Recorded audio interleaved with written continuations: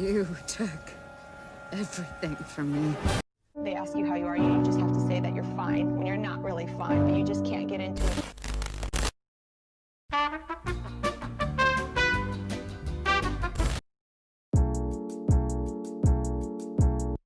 What's going on, you guys? So today I'm going to be talking about whether you should get Apex Predator. So I got Apex Predator on the second split of season 4, and I can say that there's a lot of pros and cons to it that not a lot of people know about, and I definitely did not know about it until I actually got Predator. So in this video, I'm going to be covering the pros and cons that I experienced, at least, that I believe that you guys should know about before you consider climbing to Predator, which is top 500 now. So let's start with the pros, and obviously the first point would be for the achievement or for the prestige, right? Like, you want to be able to have the pride to call yourself, oh my god, I'm Apex Predator, bitch, and just be like the top of the game. Like, just being able to call yourself top 500 in a game.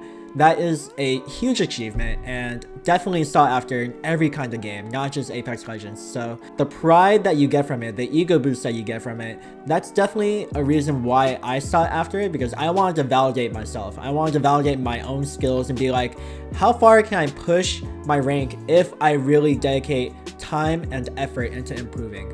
And I was able to do it. And not gonna lie, I was hard stuck Diamond 3 for 2 seasons prior. Like, really hard stuck. Like, I would keep playing and I just could not climb out for whatever reason.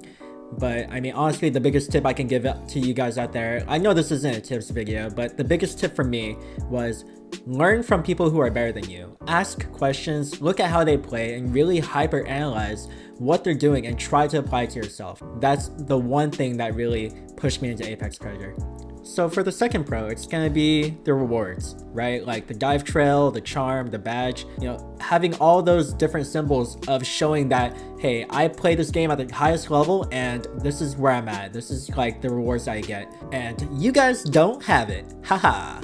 No, I'm just playing. Like, it's honestly not that big of a deal. Like, in the grand scheme of things, like, it's just pixels on a screen. It's not gonna make you play better, and it honestly does not make a huge difference of the type of player you are. It's honestly like, what, 5 seconds on the screen during the beginning of the game, and after that, all the players are on equal playing ground again.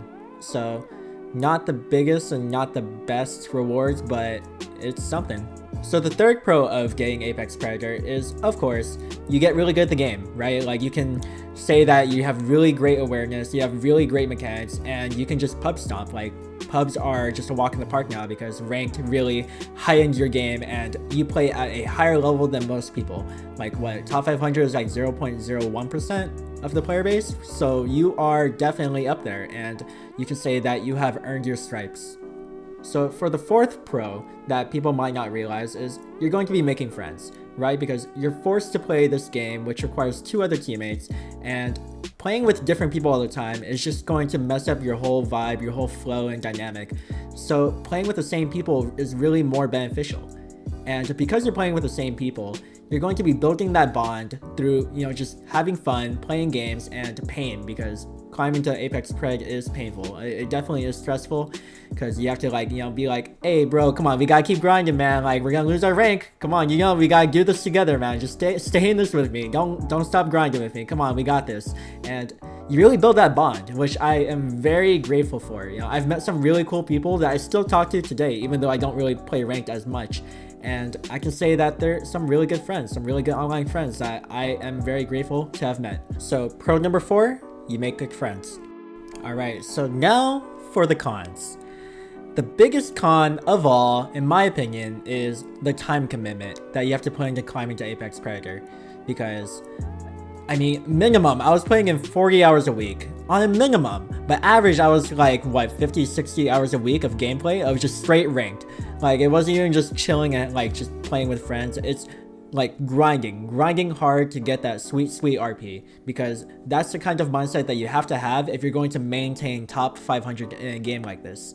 It's very competitive, it's very draining, and you know, you have to take away time from other things. You have to switch up your priorities. You can't prioritize just playing and hanging out with friends in Discord. You can't just, take time for like in real life things all the time. Like you have to sacrifice because it's a big time commitment. It's a full-time job and it's going to take a lot of different changes in your life. So for my time management, I also have a full-time job, so I had to work 40 hours and then any free time I had after that was dedicated to Apex. No time for relationships, no time for family, no time for just, having fun, just chilling around.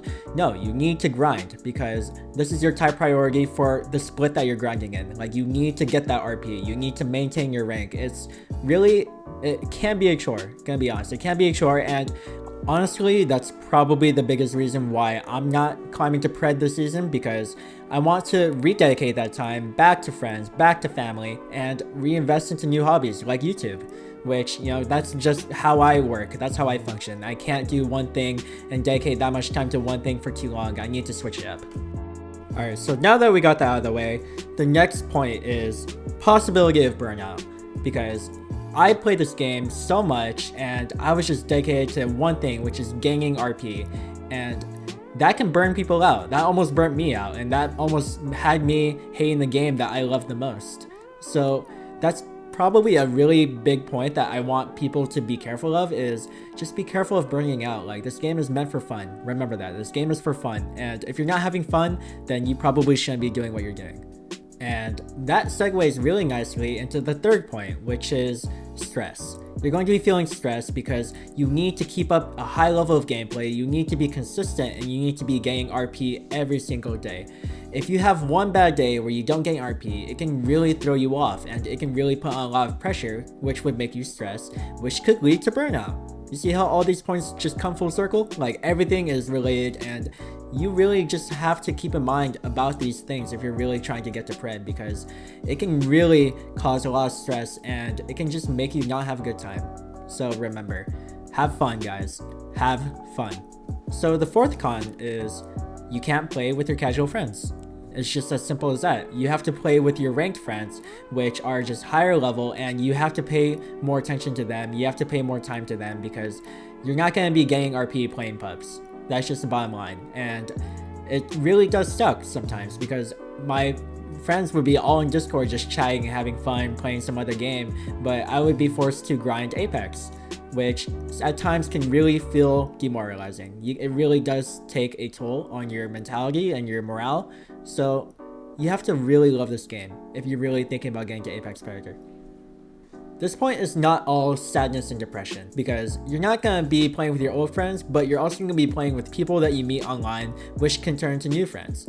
I wouldn't have met those people if I didn't decide to step out of my usual friend group and really just learn, how to play the game and learn to play with other people.